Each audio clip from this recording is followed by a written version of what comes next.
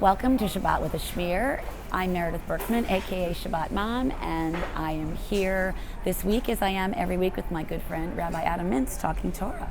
Shabbat Shalom, Rabbi. Shabbat Shalom, Meredith. This week we have the portion of Shoftim.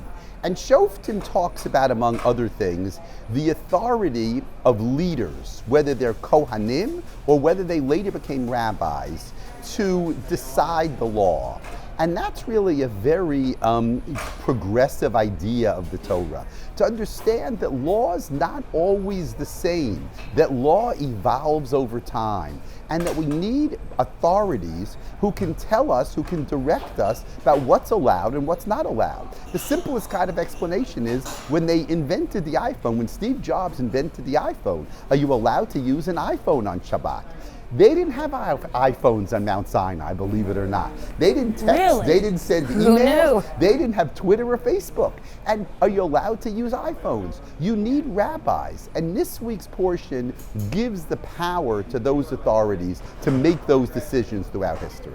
And that's because we know that Moshe, who is before God, the ultimate authority, is about to leave, right? So he's basically saying, and I want to make sure in my absence, you're going to listen to these people, right? Because so this is the bookend to Yitro, in which Yitro, Moses' father-in-law, says to him, you're going to burn yourself out.